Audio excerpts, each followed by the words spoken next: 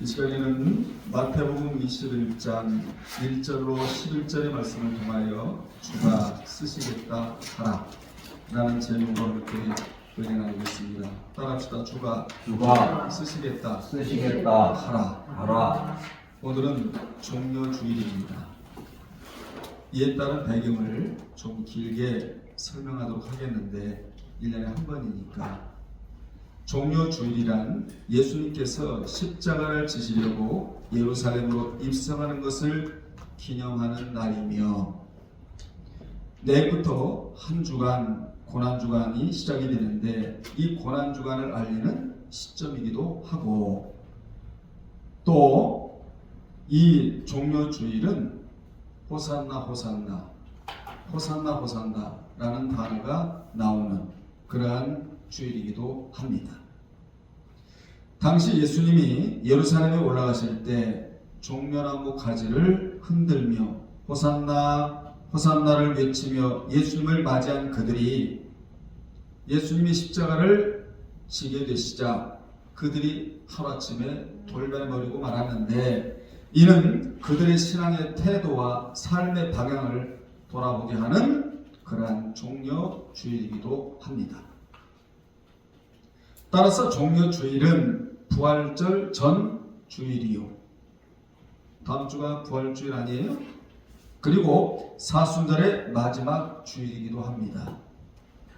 어제부로 사순절이 끝났잖아요.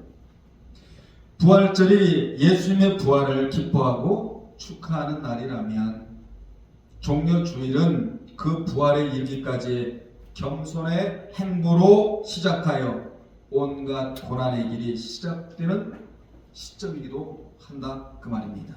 내일부터 한 주간 고난주간이 시작이 되는 것이지요.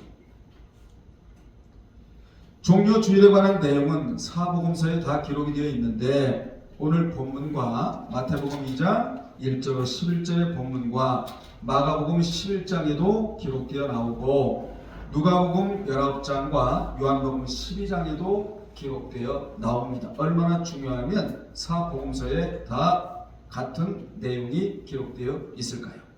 병행무절이다 그럽니다. 당시 그들이 종려나무 가지를 흔든 것은 종려나무를 포이닉스라고 말합니다. 포이닉스, 앞으로 어떤 사물을 지을 때 포이닉스 참 좋잖아요. 이 종려나무 가지를 흔든 이유가 있다는 말이죠. 하나님의 섭리 가운데서 흔든 거예요. 하나님의 섭리 가운데 이루어진 일이에요. 이것을 살펴보면 첫째, 주님의 천국 입성을 환영한다는 것이고 미리 영적 장사를 지내드린 거예요. 그분이 어디로 가신다? 천국으로 가신다. 천국의 입성을 환영한다 라는 의미로 종려나무 가지를 흔든 거예요. 두 번째, 계시록 7장 9절에 보면 아무도 셀 수 없는 이방인의 무리가 7년대 환난 중 전 3년 만에 구원 얻어 천국에 가서 보좌에 앉으신 주님께 찬양을 올릴 때 쓰임받은 가지가 무슨 가지다? 종려나무 가지이다. 구원하심이 주께 있다. 구원하심이 보좌에 앉으신 우리 하나님과 여호와께 있도다. 이렇게 천국의 주제가라고 말하는 찬양을 올려드릴 때 쓰임받았던 가지가 종려나무 가지였다는 것입니다. 그리고 세 번째로 그 가지는 영생을 상징하는 가지예요. 종려나무 자체가 영생을 상징하는 나무거든요. 그래서 영생을 상징하는 나무이기 때문에 거기에서 난 가지로 흔들어 댄 거예요. 그분은 어떤 분이다? 우리에게 영생을 주시는 분이다. 그분 자체가 영생이다. 이걸 이제 알린 거예요. 그 나무는 천년이 되고 밑동을 잘라도 죽지 않고 싹이 나오는 나무라서 영생하는 나무다. 이렇게도 이제 표현하고 있는 거예요. 즉 그들은 주님이야말로 천년왕국의 누구다? 주인이다. 우리가 거기를 들어가야 된다. 그분은 천연왕국의 주인이 되신다. 이걸 이제 알리는 거예요. 종려나무 가지를 흔들면서 그 수많은 무리들이 자발적으로 흔든 것 같지만 사실은 하나님의 섭리하에 이루어진 일이다. 그래서 주님은 마태복음 13장 11절에서 천국의 비밀을 아는 것이 너희에게는 허락되었으나 저에게는 허락되지 아니했다. 이렇게 말씀해 주시는 거예요. 오늘 우리는 이 종려나무 가지에 대한 의미, 영적 의미를 여러분이 아셨단 말이에요. 왜 흔들어 대는지를. 이게 복이에요. 말씀 깨닫는 게 복이에요. 아무튼 우리도 알고 보면 천국에서 영원히 사는 종려나무다 그 말이에요. 천국에 있는 나무가 종려나무거든요. 죽지를 않아요. 영생이에요. 그래서 하나님이 이 나뭇가지를 흔들라. 그들이 자발적으로 흔든 것 같지만 하나님의 섭리하에서 흔든 것이다. 모든 인생의 삶이 다 하나님의 섭리 속에 들어가 있다. 이걸 한마디로 주권이다. 그렇게 말하고 있는 겁니다. 우리가 오늘 종려주일을 맞이해 이걸 깨달아야 된다 이 말이에요. 당시 예수님께서 마지막 유월절을 보내기 위해 예루살렘을 향하여 올라가실 때 수많은 사람들이 길가로 나와 종려나무를 가지고 예수님을 환영했어요. 그들은 호산나 호산나 찬송하리로다 주의 이름으로 오시는 이여 이스라엘의 왕이시라고 요한복음 12장 13절에서 라고 외치며 예수님을 마치 왕처럼 맞이했어요. 당시 종려 가지는 승리의 평화, 구원의 상징이기 때문에 그들이 얼마나 우리 주 예수 그리스도를 기대했는지를 우리로 하여금 알게 해요. 그런데 자신의 구속주로 기대했으면 얼마나 좋았겠습니까? 많은 육적인 메시아로 알았다는 것이 문제 중에 문제였습니다. 이렇게 수많은 무리들이 주님을 환영했지만 곧 뒤바뀌게 되어버렸다 이 말이에요. 며칠이 지나지 않은 수많은 무리들이 예수님을 십자가에 못 박으라 못 박으라 못 박으라 이렇게 외쳐댔어요. 그래서 종려주일은 바로 이 극적인 반전과 인간의 연약함 그리고 예수님의 겸손한 순종을 함께 되새기는 날이 종려주일이다. 성경 보세요. 예수님은 화려한 군마를 타고 금빛 갑옷을 입은 영의 모습으로 예루살렘에 들어오시질 않으셨어요. 그분은 겸손을 상징하는 뭐예요? 나귀 새끼를 타시고 그 누구보다도 낮은 모습으로 사람들 가운데 예루살렘으로 들어오셨습니다. 그분이 이렇게 들어오신 것은 진정한 왕은 힘으로 군림하는 왕이 아니라 사랑과 섬김으로 다스리는 군임을 몸소 보여주시려는 데 있었다. 본문은 성고난 주간의 첫째 날, 즉 주일에 일어난 사건으로 이 땅의 구속주요 누가? 우리 주 예수 그리스도가 이 땅의 구속주요 영적인 메시아로 오신 예수님의 공생의 결정적 전환점을 가져다준 예루살렘 입성 장면을 다루고 있는 겁니다. 본문이 우리에게 주는 주된 교훈이 있어요. 그 교훈이 뭐냐? 내가 주님을 필요로 하는 자가 되기 전에 주님이 나를 필요로 하시는 자가 되라는 교훈이에요. 아멘. 나 위한 하나님만 잡고 되어달라고 하지 말고 하나님을 위한 제가 되기를 원하나이다. 이 기도 제목을 내놓으라는 거예요. 그러므로 우리는 본문의 말씀에서 내가 어떠한 자가 되어야 겸손하게 쓰임받을 수 있는가에 대한 답을 찾아야 된다. 답을 찾아야 된다. 주님이 고난을 받으러 예루살렘에 입성하신 것은 이미 스가랴 9장 9절에 이미 예언이 되어 있어요. 스가랴 9장 9절에 오늘 우리가 묵도 말씀으로 같이 봉독한 말씀이에요. 하나님은 이미 스가랴 선지자를 통하여 주님이 예루살렘으로 입성하실 것을 예언토록 하셨는데 그 말씀이 시온에 따라 크게 깃발지어다. 예루살렘에 따라 즐거이 부를지어다. 보라, 내 왕이 내게 임하시나니 그는 공의로우시며 구원을 베푸시며 겸손하여서, 그래서 나귀 새끼를 탄 거예요. 요 단어 때문에 겸손하여서 뭘 타시나니?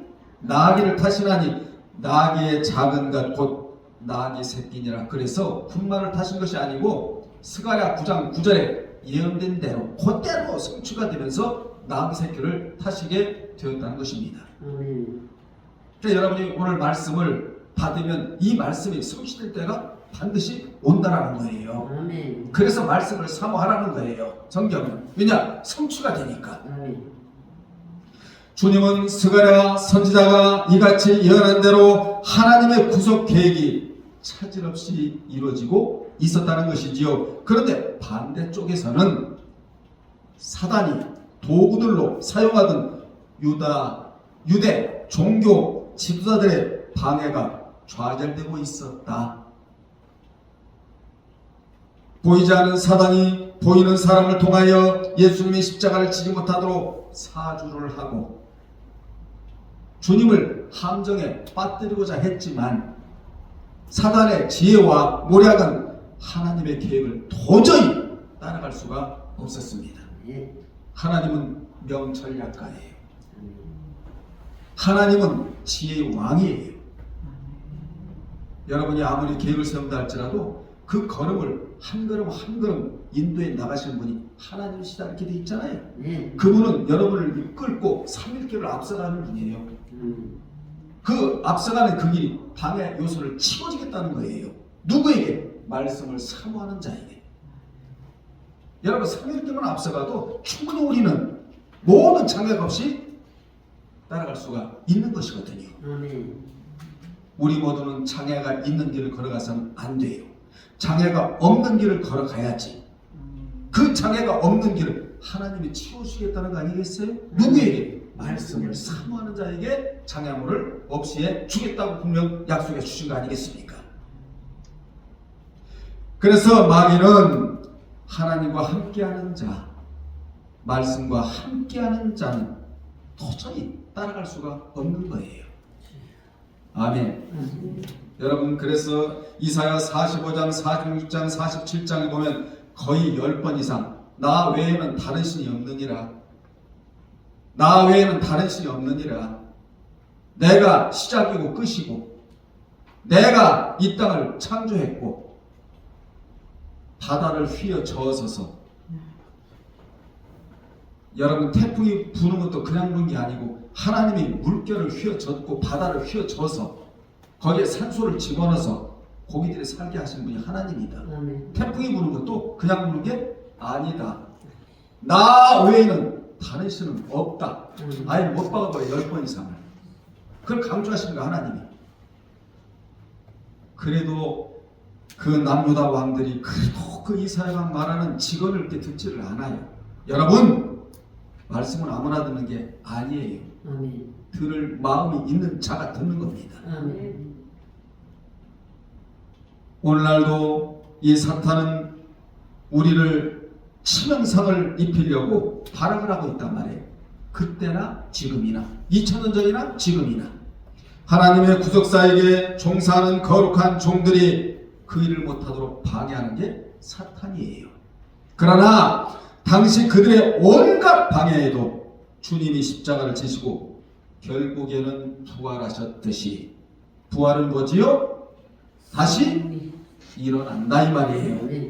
우리도 후에 부활하면 그들이 방해한 바람은 수포로 돌아갈 것입니다. 아멘.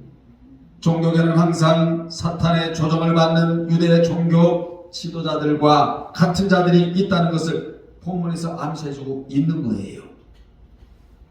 왜 주님이 세상 왕이나 지휘관들처럼 전쟁에서 주로 사용하던 군마를 타고 멋있게 뽐내시면서 위풍당당하게 예루살렘에 입성하시지 않고 주로 농사와 짐 수송에 사용되고 평화를 상징하는 나귀를 타고 입성하신 것은 그분이 교만한 자는 쓰지 않고 겸손한 자를 쓰시겠다는 거예요. 아멘.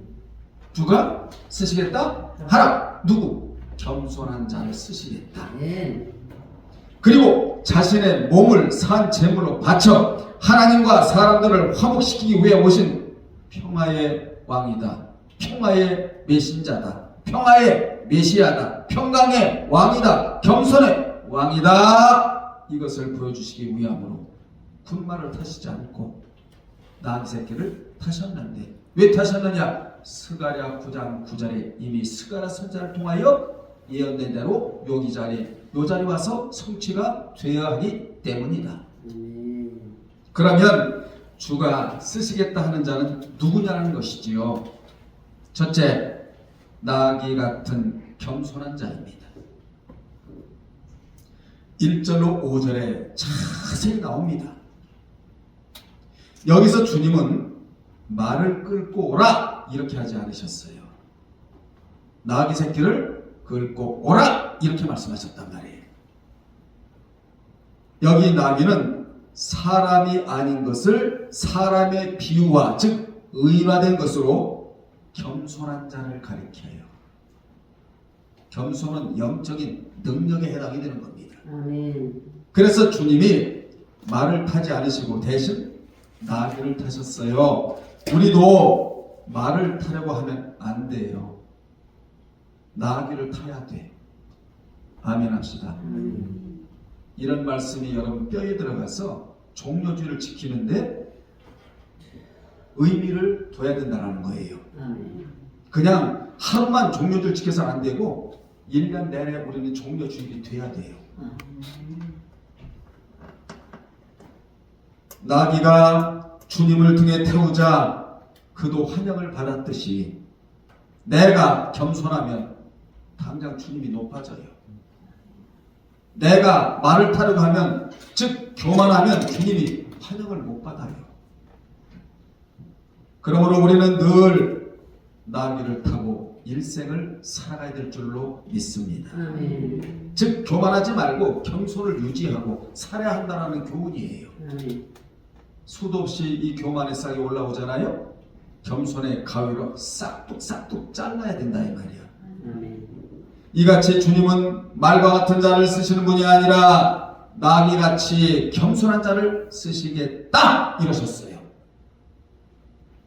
그러므로 교회는 말보다 뭐가 많아야 되죠? 나귀 새끼가 많아야 복을 받고 건강한 교회가 되는 것입니다. 여러분은 말이 되지 마시고 나귀 새끼들이 되시기를 바랍니다. 이래야 교회가 살아요. 여러분, 교회가 산다는 말은 중직이 살아야 된다 이 말이에요. 특히 중직은 말이 되면 안 돼요.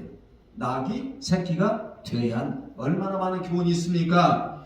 여러분은 말입니까? 아니면 나귀 새끼입니까? 오늘 말씀을 통하여 점검받기를 바랍니다. 주님은 감람산 벳박에 이르렀을 때 두 제자를 보내시며 이르시되 너희는 맞은편 마을로 가라. 정확하게 방향을 알려주시죠? 기독교는 방향의 종교라는 거지요. 그리하면 곧 메인 나귀와 나귀 새끼가 함께 있는 것을 보리니 풀어 내게로 끌고 오라 이렇게 말씀하셨는데, 여기 풀어라는 단어가 굉장히 중요하고 풀어, 리오, 해방이라는 단어예요. 또 끌고 오너라, 아고 모두 명령형으로, 뭐가 풀어 끌고 오너라 이 단어가 명령형으로, 주님은 사전 연락 없이 다른 사람의 소유물을 마치 자신의 소유처럼 가져오도록 명령하셨어요. 이 단어가 굉장히 중요하다고 했어요. 풀어는 해방, 끌고 오너라, 끌고 오너라. 누구의 명령이에요? 주님. 창조주의 명령이에요. 여러분 잘 생각해 보세요. 상식적으로나 법으로 볼 때 이러한 행동, 이치만한 행동이 아니에요. 사전에 연락을 했다든가 두 제자가 갈 테니 나귀 새끼를 내주라고 하셨다든가 이런 게 전혀 없어요. 여기서 중요한 교훈은 예수님은 메시아로서 이 세상을 죄로부터 구원하여 참 평화를 주실 평화의 왕일 뿐 아니라 천지를 창조하신 분으로서 모든 만물의 주인이시기에 이러한 명령을 자신의 것인 양 아주 자연스럽게 내리셨다. 아멘. 그분은 창조주고 그분은 거룩한 분이시고 그분은 만왕의 왕이세요. 아멘.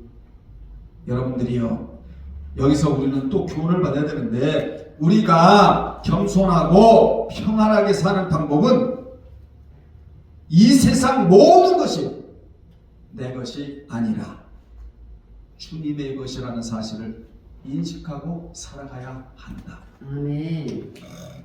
따라서 주님은 나귀 새끼같이 겸손한 자들은 그의 모든 문제와 환경을 풀어서라도, 질병이 있으면 고쳐서라도, 물질이 없으면 물질을 주셔서라도, 능력이 없으면 능력을 주셔서라도, 지혜가 없으면 지혜를 주셔서라도, 총명이 없으면 총명을 주셔서라도 아멘. 쓰시겠다는 거예요. 아멘. 쓰임 받으신 첫 번째 조건은 겸손. 겸손이다. 아멘. 아멘. 여러분들이요, 그분이 쓰시지 않겠다면 쓰임 받지 못하는 것이고, 그분이 쓰시겠다면 쓰임 받는 거예요. 이왕에 예수 믿는 거 쓰임 받으면 얼마나 좋겠습니까? 어떤 사람은 쓰임 받다가 버림받는 사람도 많아요. 우리는 천국 가기 직전까지 쓰임 받다가 가야 돼. 아멘.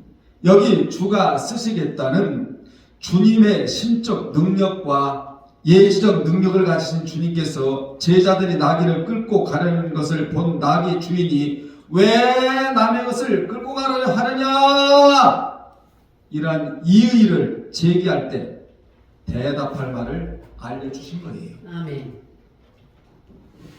지금 두 제자, 나귀 새끼 주인이 아니에요. 어찌 보면 주님도 아니에요. 물론 맞지만, 근데 이 나귀 새끼 주인이 볼 때는 아니 두 제자가 와가지고 끌고 가겠다고 하는데 덥석 내줄 사람이 누가 있겠냐 말이에요. 그런데 주님은 주가 쓰시겠다 대답할 말을 아예 알려주신 거예요. 여러분들이요, 복음을 전하기 위해서 하나님이 입에 마땅히 할 말을, 비밀을 입에 넣어 주시듯이 아멘. 대답할 말을 정확하게 알려주는 거예요. 본서에서는 생략되었으나 실제로 나귀 주인은 이의를 제기했는데 우리 성경에 안 나오지요? 마가복음 11장 5절로 6절에 보면 제자들이 가서 본즉 나귀 새끼가 문 앞 거리에 매여 있는지라 그것을 푸니 거기 서 있는 사람 중 어떤 이들이 이르되 나귀 새끼를 풀어 무엇하려 하느냐, 제자들이 예수께서 이르신 대로 말하니 이에 허락했다고 기록이 되어 있단 말이에요. 이같이 제자들은 예수께서 가르쳐 주신 대로 대답함으로써 나귀를 끌고 올 수 있었다고. 마가복음 11장 5절로 6절, 좀 아까 말씀드린 구절인데 누가복음 19장 31절 33절에 기록되어 나옵니다. 여기 주는 퀴리오스, 따라합시다. 퀴리오스. 여기 주는 모든 만물의 주인, 지배자, 사용주라는 뜻이에요. 한마디로 그 주인이라는 뜻이다. 이것은 나귀의 진정한 주인이 누구인지 밝히 보여주는 거예요. 나귀와 나귀 새끼의 주인은 외형적으로는 어떤 백발의 사람처럼 보이지만 그는 진정한 주인이 아니었으며 단지 이를 관리하는 청직이었고, 진짜 주인은 누구라는 거죠? 주님이었다. 아멘. 오늘날 이것을 모르고 살기 때문에 욕심, 탐심, 소유욕에 시달리고 있다는 거예요. 여러분, 그래서 깨닫는 게 은혜라는 거예요. 여러분 누구 거예요? 주님 거예요. 여러분이 사는 집 누구 거예요? 주님 거예요. 이 사실을 밝혀놓은 거예요. 지금 종려주를 통하여. 자, 잘 들어요. 우리의 몸도 내가 주인이 아니에요. 관리인에 불과하다. 로마서 14장 7절 8절에 물질도 내가 주인이 아니고 주님의 것을 관리하는 나는 청지기에 불과하다. 곡간직이에요. 주님이 키어로 열어야 되는 거예요. 아멘. 아멘. 그러므로 우리가 주인 노릇할 수 있는 것은 아무것도 없다. 아멘. 전부가 누구 것이다? 주의 주님 것이다. 이걸 인정하라는 거예요. 인정하라. 우리는 모든 것을 선한 청지기같이 관리하다가 주님께 반납하고 떠나야 할 자들이다. 여러분 손도 반납해야 돼. 여러분의 머리도 다 반납해야 돼. 아무리 내가 필로소피아 아무리 신학적인 지식이 뛰어나다 할지라도 필로소피아 다 지혜도 반납하고 지식도 반납하고 모든 것 재능도 반납하고 하나님 주신 영양 이거 다 반납하고 다 반납하고 떠나야 될 자들이 우리라는 거예요. 아멘. 그래서 천국에 갈 때는 아무것도 가져갈 것이 반납하고 가야 되니까 우리는 본문에서 주님이 세상 모든 만물의 소유자이심을 알아야 됩니다. 아멘. 그래서 나귀 새끼 주인은 은밀의식 가운데 자신의 나귀 새끼는 자신의 소유가 아닌 주님의 소유라는 것을 알았기 때문에 기꺼이 내어 드릴 수가 있었다. 아멘. 우리는 주가 쓰시겠다고 주님이 말씀하실 때 여러분 무조건 내드리기만 하면 돼. 아멘. 그러면 그분이 알아서 이 모양 저 모양으로 쓰시는 거예요. 아멘. 능력이 부족하면 능력 주셨더라도 쓰시는 거예요. 그래서 여러분 어떤 기도 제목을 내놔야 돼요? 주님 저를 쓰시옵소서 내어드리겠나이다. 아멘 합시다. 아멘. 영적인 딜이여 이게 어찌 보면요 나쁜 의미가 아니고 두 번째 흉내내는 신앙이 아닌 진짜 신앙자이다. 8절에 예수께서 나귀 새끼에 오르시자 그분을 따르던 무리들 중 대부분은 제자들이 한 것처럼 자기들의 겉옷을 벗어서 길에 폈고 나머지는 나뭇가지를 베어 길에 폈어요. 8절에 나오지요? 네. 그들이 겉옷을 벗어 길에 편 행위는 단회적으로 동시에 이루어진 행동이었고 나뭇가지를 펴 놓은 행동은 계속적으로 반복되는 행동으로서 주님이 예루살렘으로 입성하시는 앞길에 무리들이 나뭇가지를 계속 펴 놓은 거예요. 이때 그들의 행동을 여러분 봐봐요. 진짜 신앙인같이 보였어요. 그래 안 그래요? 네. 그들은 예수님을 진짜 왕으로 환호한다는 경의의 표시로 그렇게 하는 것 같이 보였단 말이에요. 호산나 호산나 우리를 구원해 달라고. 그들은 마치 북왕국 예후가 이스라엘 왕이 될 때에 그의 친구들이 이러한 행동을 하듯이 열왕기하 9장 13절에 또한 신구약 중간시대에 유대인의 영웅으로 기억되는 마카비가 수리아와의 전쟁에서 승리를 거두고 예루살렘에 입성할 때 많은 군중들이 종려나무 가지를 흔들면서 그를 영접했듯이 예수님이 입성할 때에도 이와 똑같은 행동을 했다고. 하지만 마태 27장 22절에 보면 그들은 종려나무 가지의 의미를 알았어요? 몰랐어요? 몰랐어요. 여러분은요? 알았단 말이에요. 종려나무 가지를 왜 종려주일에 흔들었는지에 대해서 여러분이 이걸 알았단 말이에요. 그들은 몰랐단 말이에요. 뭐를? 종려나무 가지가 주는 의미를 몰랐다는 거예요. 모른 채 몇 날에 못 되어 예수님을 십자가에 못 박아야 된다고 외치는 폭도들로 변하고 말았어요. 신앙은 변화 쪽으로 가야 되는 거예요. 변질적으로 가면 안 돼요. 결국 그들은 잠깐이나마 겉모양은 예수를 닮았지만 속사람은 변한 게 하나도 없었다. 그들에게 있어서 예수는 진정한 구속주가 아닌 자신들의 필요를 채워주시는 예수님이었다. 뭘 교훈한다고 그랬죠? 주님이 나를 쓰시는 내가 되어야지. 내가 주님을 이용하는 이용물이 되어서는 안 된다는 교훈을 제가 앞서 말씀드렸지요. 여러분들이요, 이러한 자가 바로 속사람으로 살지 않고 무슨 사람으로 사는 자이다? 겉사람으로 사는 자이다. 사람이 겉사람은 아무나 가질 수 있어요. 그런데 속사람은 아무나 가질 수가 없는 겁니다. 겉사람은 경건의 모양만 갖춘 사람이라면 속사람은 경건의 능력을 갖춘 사람이기 때문에 소수에 불과하다. 겉사람은 넘쳐 흘러요. 교회 안에도 속사람은 극히 소수예요. 여러분 어떤 사람이 되어야 되겠습니까? 속사람이 되시기를 주의 이름으로 축원합니다.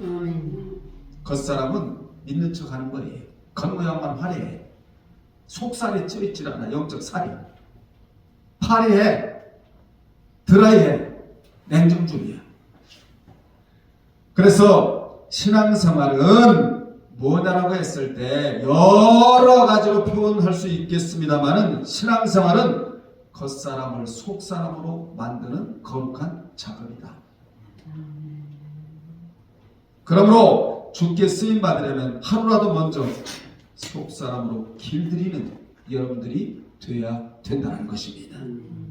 신앙은 얼마든지 일시적으로는 흉내낼 수 있지만 얼마 못 가서 드러나게 되어 있는 거예요. 아멘. 그러므로 신앙은 길이로 재는 것이 아니고 깊이로 재는 것이다. 아멘. 신앙은 오래 믿은 것으로 재는 것이 아니라 속사람의 변화된 모습으로 재는 것이다. 아멘. 그래서 사도 바울은 고린도전서 11장 1절에서 고린도 교회에게 내가 그리스도를 본받는 자 된 것 같이 너희 나를 본받는 자가 되라고. 이 말은 곧 자신의 겉사람의 신앙이 아닌 속사람의 신앙을 본받으라는 말이에요. 얼마든지 우리는 본받을 수 있잖아요.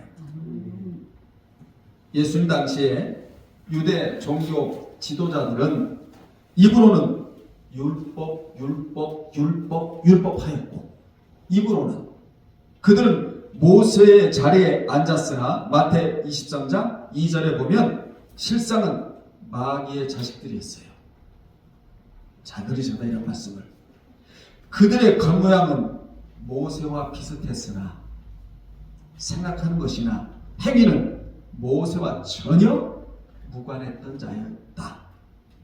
이를 이름하여 성경 마귀의 자식이다 이렇게 표현하고 있는 겁니다. 오늘날에 교회에 다니는 자들 중에도 겉모양은 예수와 같고 모세와 바울을 닮은 것처럼 보이지만 그렇지 않은 자들이 많이 있을까요? 없을까요? 굉장히 많습니다. 예컨대 붕어빵 틀에서 붕어빵이 나와야 되는데 비슷한 잉어빵이 나오는 것 같아요. 겉으로는 잘 구분이 안 가. 하나님은 언제나 외모가 아니라 마음의 중심을 보신다. 아멘. 아멘. 여러분들이 하나님의 외모를 보셨다면 하나님의 사울을 쓰시는 거예요. 압살롬을 쓰시는 거예요. 그러나 하나님은 내 모습, 마음의 무엇을 중심을 보셨기에 다윗을 쓰신 거예요. 우리는 사람의 겉모양을 꾸민다고 해서 속까지 달라지는 것이 아님을 유념해야 합니다.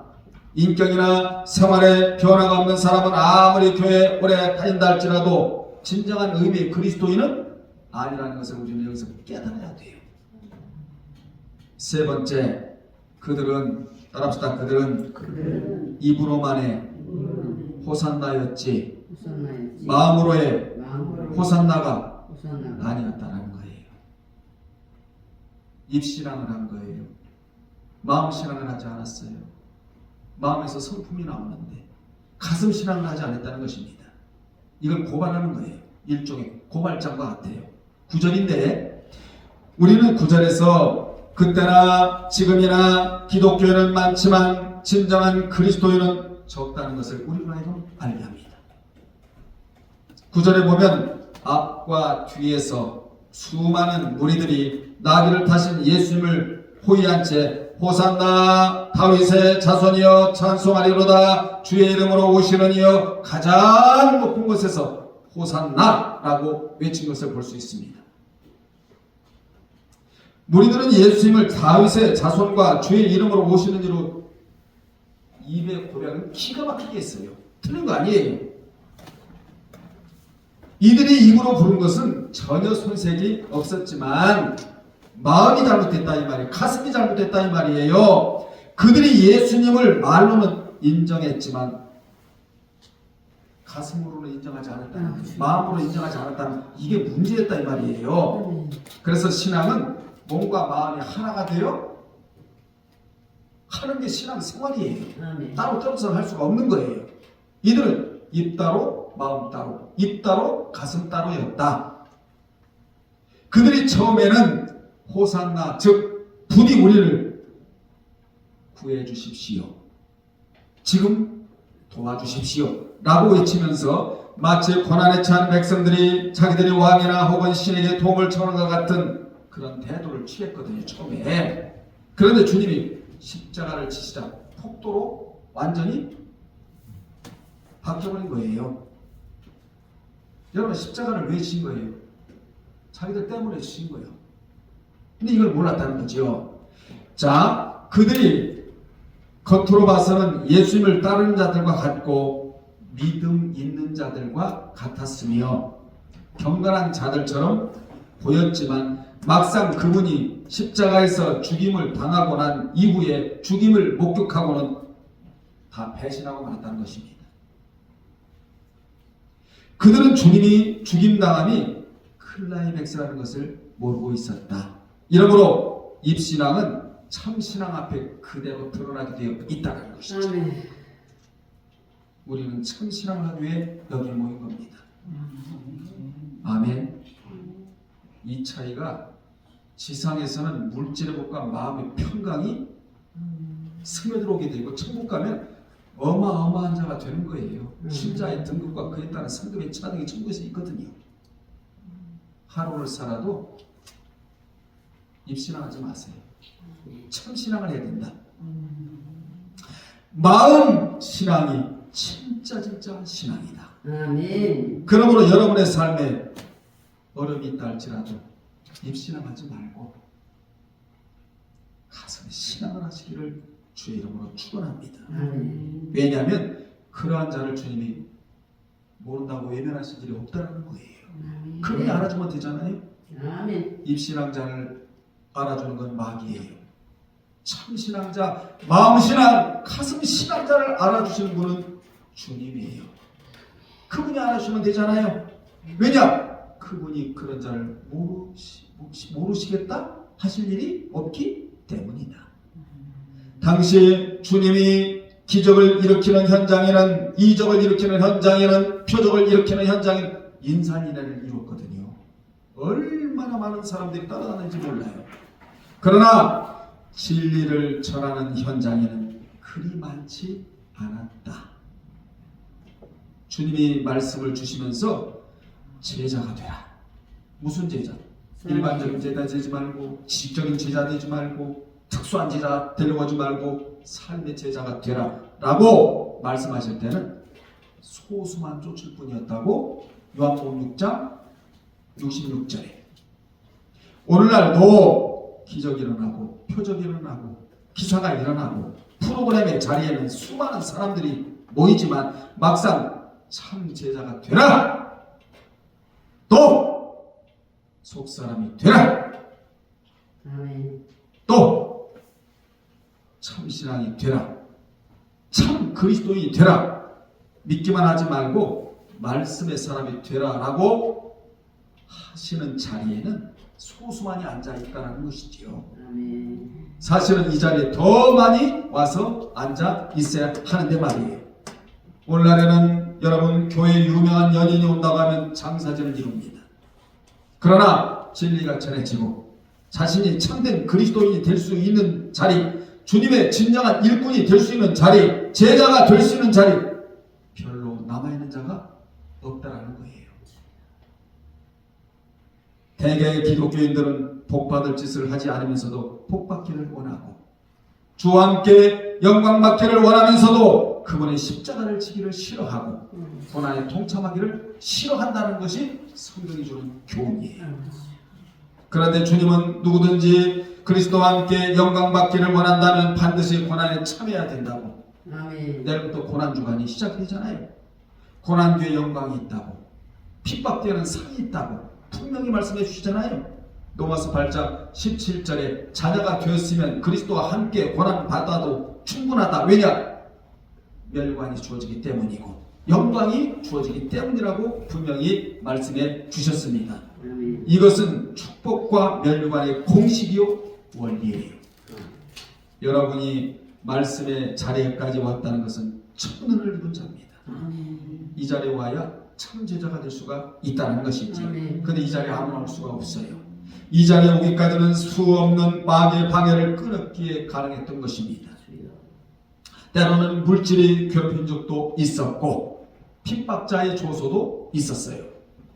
그러나 우리는 이러한 것을 이기었기에 이 귀한 말씀의 자리에 앉아있는 줄로 믿습니다. 아멘. 그래서 복받은 자들이다. 아멘. 결론 내리겠습니다.